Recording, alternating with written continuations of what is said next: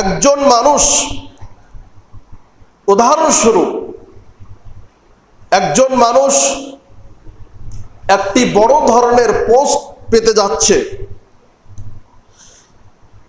ধরে নিন একজন মানুষ একটি আর্মির চাকরি পাবে। সে মানুষটা ইন্টারভিউ দেওয়ার পরে ইন্টারভিউতে পাস করে গেল, তাকে সরকার আর্মি হিসাবে রাখবে দেশের জন্য। কিন্তু তাকে বলা হলো যে তুমি যদি আর্মির চাকরি পেতে চাও তাহলে তোমাকে দাড়ি কাটতে হবে, তোমাকে বড় বড় মোচ রাখতে হবে। অনেক ধরনের উদাহরণ হতে পারে। তো সেই মানুষটা কি করলো যে না, আমি দাড়ি কাটবো না, আমি চাকরি হারাবো কিন্তু আমি দাড়ি কাটবো না। তো এই মানুষটাকে সমাজ বলবে বোকা, বেকুফ, সে কিছু বোঝে না। সে শুধুমাত্র এই দাড়ির জন্য এত বড় একটা পোস্ট ছেড়ে দিল। তাকে সমাজ, তার আত্মীয় স্বজন, তার সবাই তাকে বলবে এটা অনেক ভুল করেছো, এটা বেকুফি করেছো। কিন্তু তার সেই কাম আল্লাহ রাব্বুল আলামিনের নিকটে বেকুফি কাম নয়, ভালো কাম। কারণ সেই কাজটি সে আল্লাহ রাব্বুল আলামিনের জন্য ছাড়লো। তেমনি ভাবে মানুষের জীবন, একজন মানুষ জন্মগ্রহণ করার পরে 5, 6, 7 বছর থেকে স্কুলে যাওয়া আরম্ভ করে। 15-20 বছর যদি পড়াশোনার লাইনে থাকে, 25-30 বছর পর্যন্ত তা একটা লাইনে দাঁড়াতে প্রায় 25-30 বছর সময় লেগে যায়। প্রায় 25-30 বছর বয়স তার হয়ে যায়। এবার 25-30 বছর বয়স হওয়ার পরে সে বিয়ে শাদী করার পরে তার একটি ফ্যামিলি হয়, তার একটি ভালো চাকরি বাকরি, ভালো বেতন পাচ্ছে, ফ্যামিলি নিয়ে ভালো সুখ শান্তিতে থাকছে, ব্যাংক অ্যাকাউন্ট, ব্যাংক ব্যালেন্স জমা হচ্ছে।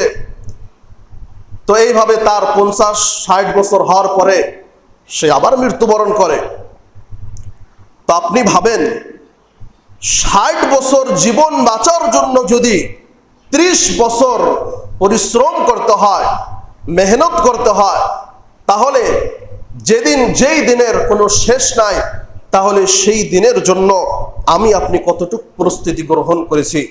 সম্মানিত উপস্থিতি, আল্লাহ রাব্বুল আলামিন কোরআনের ভিতরে মানুষকে বারবার বলতেছেন যে তোমরা নিজের বিবেককে একটু খাটাও, তোমরা নিজের বিবেক দিয়ে একটু দুনিয়াটা দেখো যে দুনিয়াটা কি বস্তু। আজকে আপনি আমি যেই জমিনের উপর বাস করতেছি, আজ থেকে 50-60 বছর 100 বছর পূর্বে এই জমিন আমার আপনার ছিল না, অন্য কারো ছিল।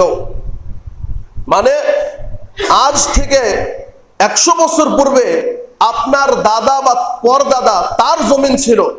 আজকে আপনার দাদা বা আপনার পরদাদার আপনি নামটাও হয়তো জানতে পারবেন না, হয়তো জানেন না।